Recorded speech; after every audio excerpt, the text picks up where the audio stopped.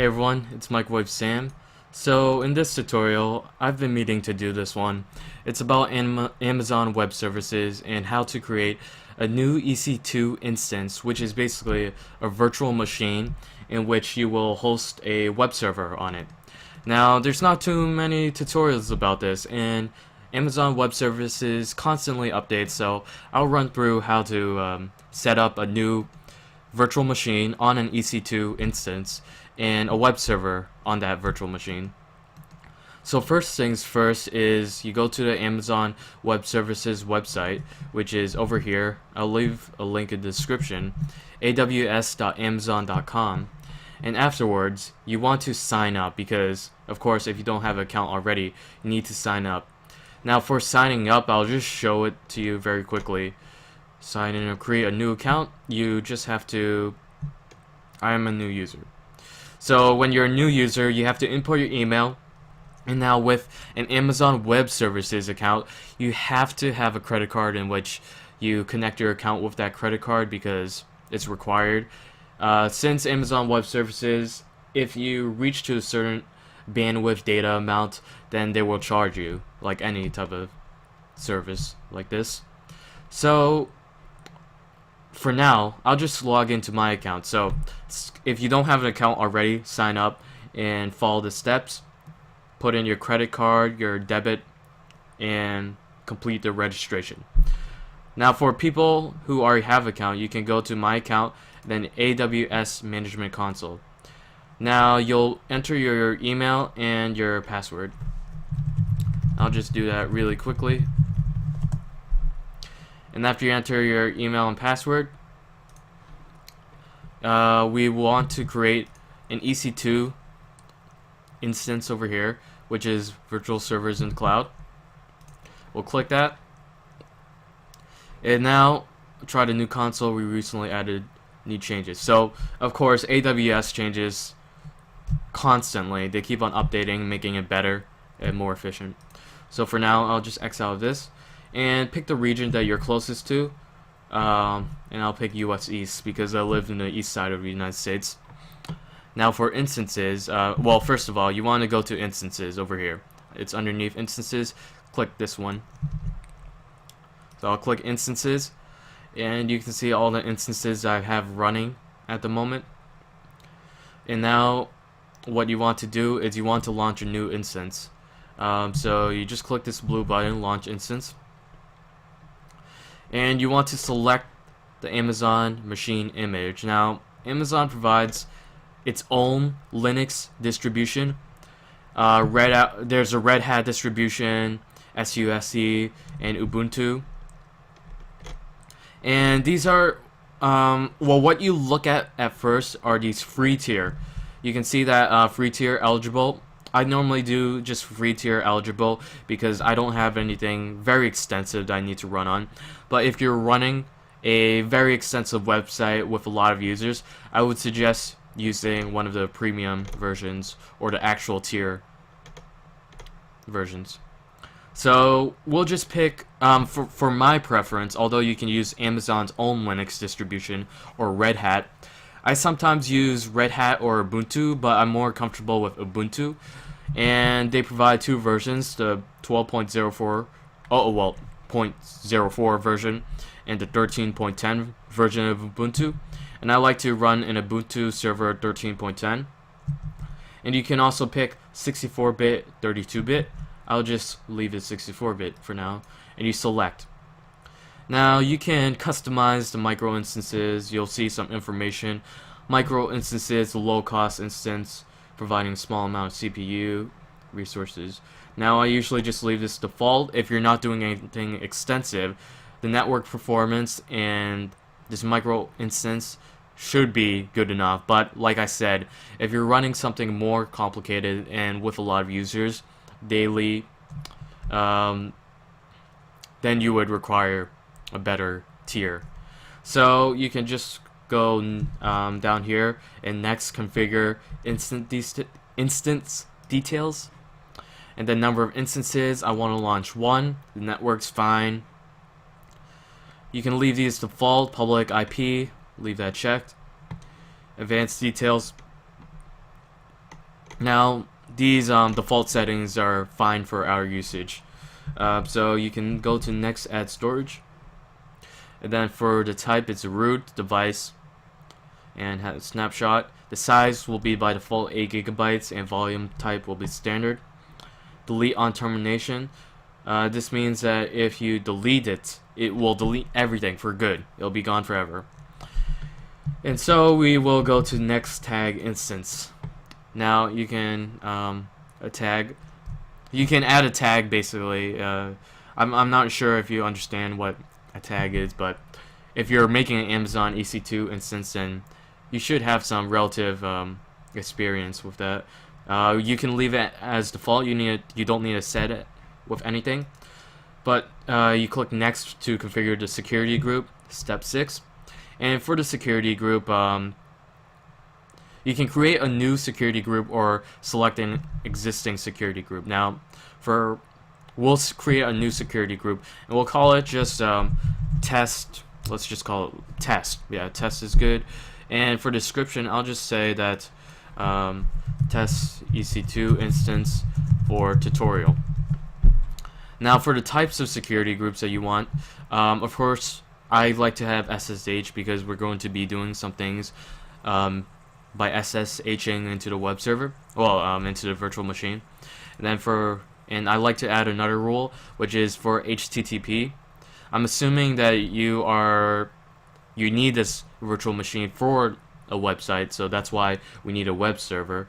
We'll go through PHP, MySQL installation, the bare minimum essentials to having a nice, good web server for your virtual machine.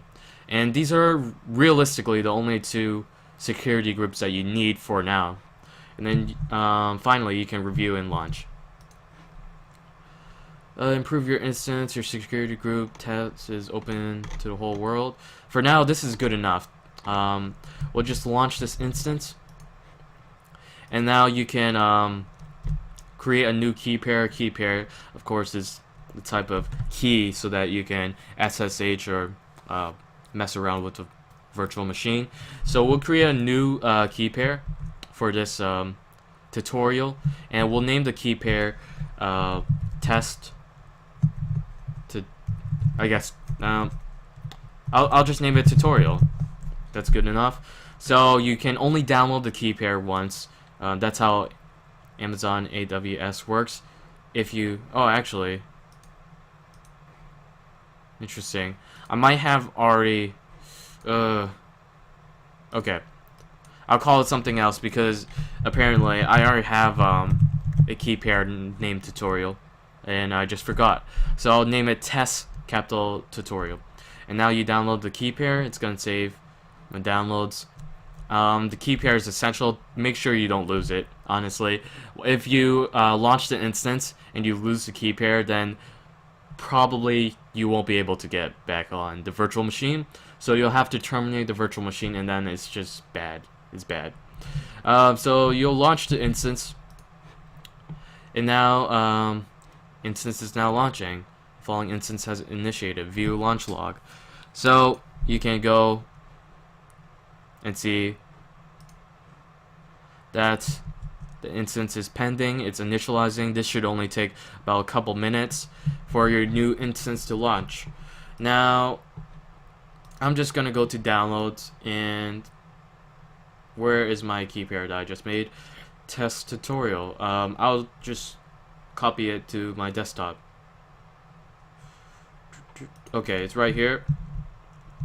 I'll copy it. I'll cut it and then paste it onto my desktop.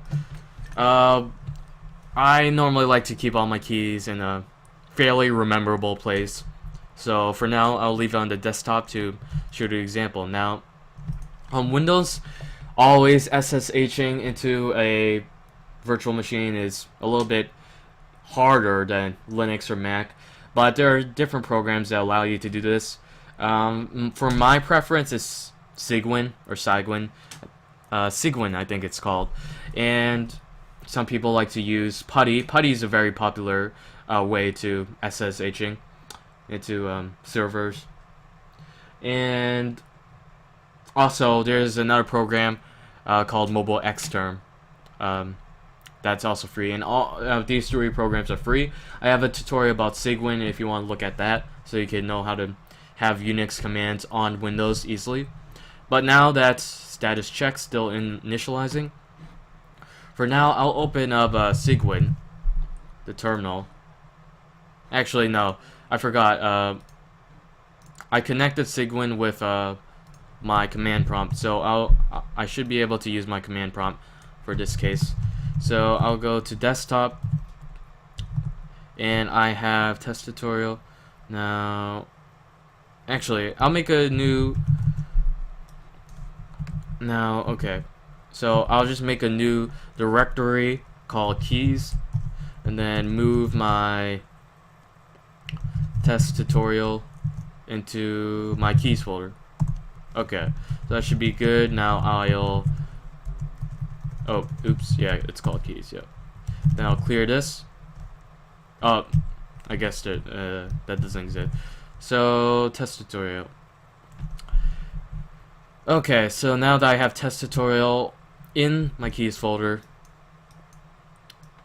let's see if initialize, refresh the page on the Amazon EC2 instance. It's still initializing. Let's just see if our permissions are correct for that test tutorial file. RWXR. Okay, so what you have to do is you only want the key to be readable by you. So you need to use a command called chmod, which changes permissions, and chmod 400 test tutorial. Basically, what we're doing is chmod changes permissions. 400 is the code for making it only readable by us. Let's see. Let's see, it's 1, 2, 1, 2, 3, 1 and 2. I think it's readable and writable by us, if I remember correctly. And by other users, other users can't do anything, and groups cannot do anything. So it's readable and writable by us. Now our instance seems to be done, as you can see. When it says running, status checks 2 out of 2. It should be ready to go. And I'll just chmod my key so that we can SSH into the virtual machine. So for now, let's do SSH-I test tutorial.pem. And now you want to connect into, let's see, the public IP or public DNS. It doesn't matter which, I guess. So we will use, I guess, the public IP for now of test tutorial. You can always see the key name, so test public IP. I'm just gonna copy this. And now as for user, now for Amazon EC2, basically it follows, I'll erase this for now, but basically for Ubuntu virtual machines, VMs, the user is Ubuntu. For Amazon, it's EC2 user, I believe. And for Red Hat, it could be root. I don't know. I'm not really sure about Red Hat, but for our VM, since we're using Ubuntu, the user is Ubuntu. So what we want to do is we're going to SSH into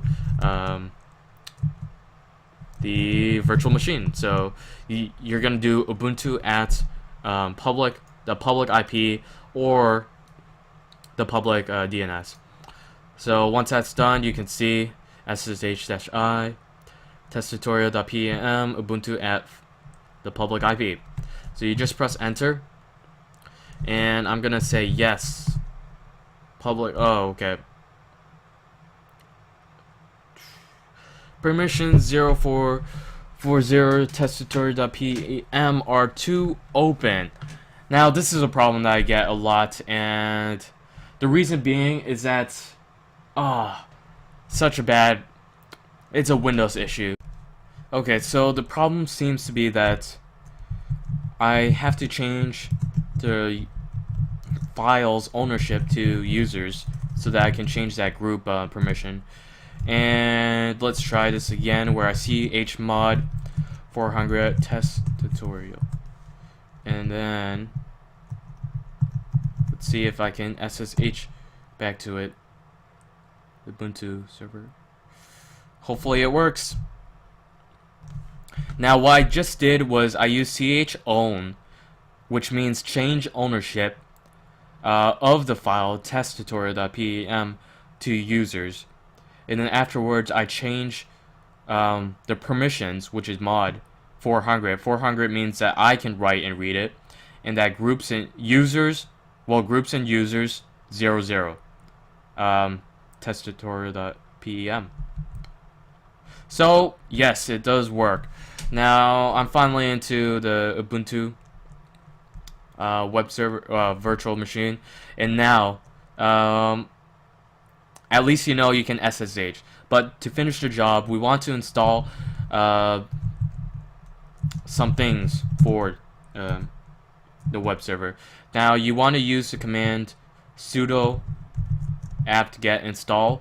So we want Apache 2, then we want lib to Apache 2 -mod -php 5, which is the Apache 2 module for PHP 5. We want MySQL, I think it's called. Just MySQL, is it? Yeah, it probably is. Then it could be PHP -mod. Now, I wrote a list of this, let's see. Yep. MySQL-server is a necessary library.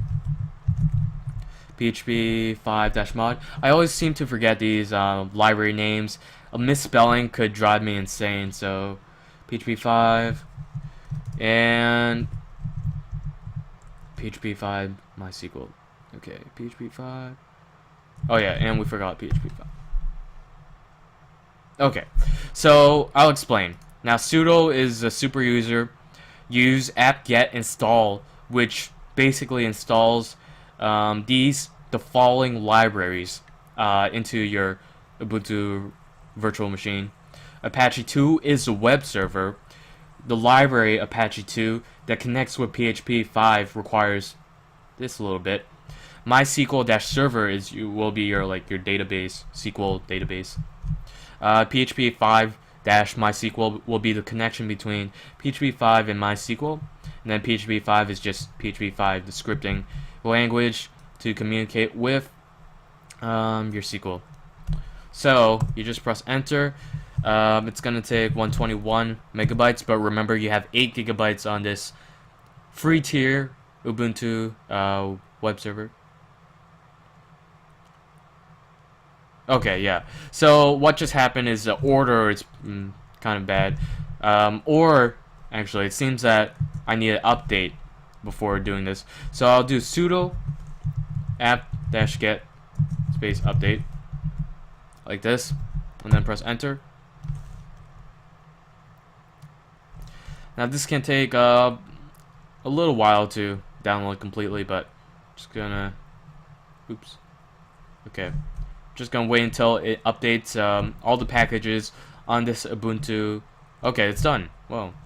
So now let's just try again. Whenever you press up, you go to the last command if you didn't know what I was doing. Then you press enter. Yes. Okay, now for the MySQL, you need to insert a password for the root user. Now the user will be root, password has to be something. Now you can type any password. I'm just going to type a password, press enter, repeat the password, press enter.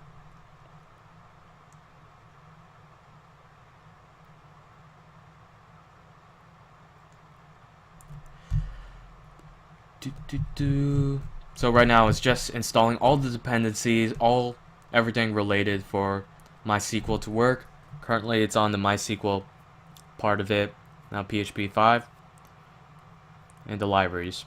So you just have to wait until it finishes.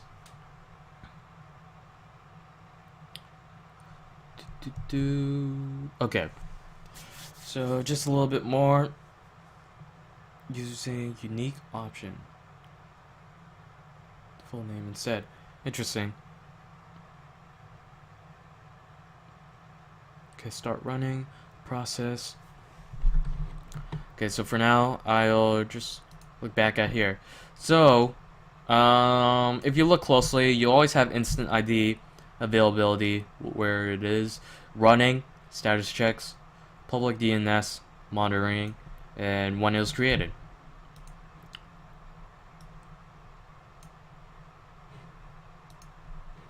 Okay, so now that it's done, it's restarting web server Apache. Now what I like to do is I restart Apache just one more time because I've come across an error where Apache was the only thing that was wrong and I couldn't proceed further. So you just need to do type service Apache 2 restart to restart Apache 2 to make sure that everything will be working properly. Oh, okay, there's a fail. So service Apache 2 restart. So I just had the simplest error. I did not sudo. I totally forgot. Such a simple mistake, but basically, since I wasn't on the super user, I could not restart Apache 2. There was no issue with upgrading, updating. So once you sudo service Apache 2 restart, you should now finish installation of SQL. Now this isn't necessary, but I've learned too that it's always useful to do this. MySQL setup, you will enter the current password, which was the password that you entered when you first began SQL. Then you press enter. Then change the root password, yes. New password, I'll just set it honestly to the same one. And now remove anonymous users. Yes. Disallow root login remotely, yes. Remove test database and access to it, yes. And reload privilege tables now, yes. And now the setup is complete and all done. Your SQL installation should be secure. And now we, like I said, I always like to restart Apache 2. Restart that, sudo service Apache 2 restart. And now let us see if we can log in to SQL by doing MySQL-u root-p. Now you press enter, you can enter that password, and you're into SQL. Now that's good. You can just type exit to exit. Now you have a SQL, MySQL running on your EC2. And lastly, now you can also, if you want, you can install something like PHP myadmin, which is just sudo apt-get install PHP myadmin. If you want that little GUI for the PHP communication with SQL. But for the final check, we want to go back to these instances and we want to copy that link of the public DNS. You just copy it, and then if you go to the site, it says it works. This is the default web page for this server. So things should be working. And now to add, if you want to add some files onto that page, you just go to var/ww. Oops, ls. Yep. So basically, all that's on the var/ww is index.html, as you can see. And then you can use a text editor like Vim, Nano, or Emacs to change the index.html. You can say like instead of it works, I'll just insert changing a read-only file. So permissions are not to our authority. So let's just sudo vim this. So now I should be able to, because now I'm on the super user. Yes, I am. I'll change this to hello world, and then I'll save it by :x, and if we refresh the page, it changed to hello world. Now that's the basic bare minimum functionality of an EC2 instance installing PHP web server, and that's it. Yeah, so you have SQL, you have PHP, Apache 2's working, and you know how to customize um, the website index.html. So www would be the folder in which you would put all the contents of your website um, if you were communicating with a server. And that's why I showed you all of it. It's a little thing that I wish was a really great in-depth video, but at the time when I was learning EC2 instances, there wasn't really a great video, or I couldn't find it easily. It wasn't on the top of the search box on YouTube. So thanks for watching, everyone. Hopefully you know how to set up Amazon EC2 service. Thanks for watching, and have a great day.